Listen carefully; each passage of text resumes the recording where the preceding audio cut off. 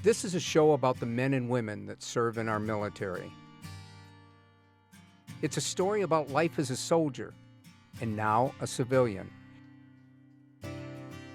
It's a story about honor, courage, and sacrifice. Join us as we make friends, catch fish, and give back to some of the bravest people there are. These are their stories. This is Fishing Behind the Lines. Hi folks, I'm Don Meisner. I want to welcome you to this week's Fishing Behind the Lines. My guest on today's show is Brian Eisch.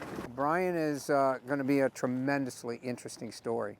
I think we're really fortunate to have him as a guest today to share some of his experiences in war and now in peace.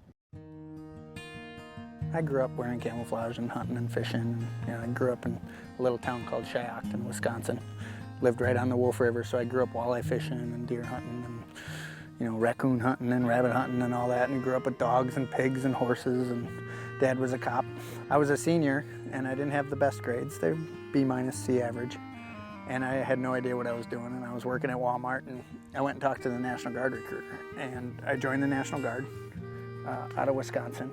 So in '93, July, I went to basic training. I got back in October. I walked into the National Guard recruiter and I said, I don't want to be National Guard. I don't like the National Guard. I saw what the real Army is. I want to go active duty. I joined up as an infantryman, and my first duty station was in Fort Hood, Texas. Fast forward to career, I got sent to Fort Drum, 10th Mountain Division, and I was assigned as a heavy weapons platoon sergeant. That was in 2009. We got deployment orders like 6 months after I got there, and we deployed to Afghanistan. About 3 months into the deployment, Sergeant Major and my first sergeant pulled me into the office and said, hey, you're Ranger qualified. You're gonna take over the battalion scout platoon. I took over that platoon, and it was fast paced. Once I took over that platoon, we were on missions constantly. In a week's time, we might have been on the base 12 hours. Our job was to train the Afghan police to hold their own, to be able to control their sector. But it turned into, we're forcing the Afghan police to go out and take back what's theirs. So we were in offensive operations. And there's a lot of smallmouth in here and a lot of rock bass, yep.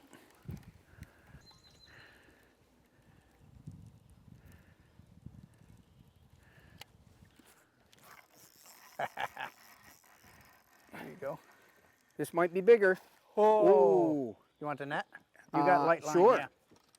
Sure. Check out where my net is. Boy, I'll tell you what, this is phenomenal. I can't believe it. This fishing is incredible. This is a whatever you do, don't bring him out of the water. Especially with that light line, he'll snap you off. That's a big fish. It's a big fish. I told you there was going to be a big one in here. Yes. We're weighing him. Oh my gosh. All right, bring him over here. Well, at least we're getting good shots of him in the water. He's 4. Look at how deeply he took that in, and I struck just as quick as I felt that tap. Now you see the lip on this guy? Holy cow. See that knot right there? Yeah. That's an older fish. Is it? I got to pose with him. All right, he's your fish. You hang on to him, I'll get the scale. Got 4.5 ounce. 4.5 ounce, so he's a 4-pounder. 4-pounder. Now, see, if we hadn't weighed Beautiful him, fish. I'd have told everybody I had a 5-pounder, but okay, that's now, coming later. Hold on. I need you to take a picture of me kissing this guy. Oh, wait a minute, okay. Got it. You stink. Oh, he's yours. You put No, him you back. put him in. No, you put him in. Okay. He's yours. But make sure you flish him back and forth. Yep, I've had him out yep, for yep. Shouldn't have him out that long. That's a beautiful fish though, still, isn't it? Yep. I gotta get on trolling motor. We're gonna hit a tree. Is he going? Not yet. Now he is. Yep, he's good. Boy, I'll tell you what, Brian, this is fantastic. Good boy. Yeah, good boy is right. We were in a support role, so it was my 4 trucks, and then 25 Afghan police were in my section. And they were moving house to house and got into contact almost immediately crossing the road, a couple hundred yards. We had German artillery firing. We had platoons up on we had a large plateau area that almost looks like a desert before the mountains. We had Overwatch. They were calling out targets, telling us everything that's going on. And then we got up to a certain point. They were getting ready to cross the field. The Afghans I don't know why they did it. They were almost in a line, like a V formation, walking across this open field in the middle of this housing, you know, this village.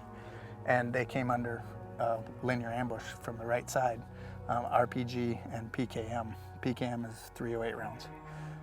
Immediately, and they all turned around and came running back behind our truck and behind the walls. And my driver, or my gunner, I can't remember which one, yelled, he's like, "There's a guy out there." And I looked, and there's a guy who got hit by an RPG laying out in the field, writhing, and they were still shooting at him. So Afghan lieutenant, I'm like, "You gotta go get your guy."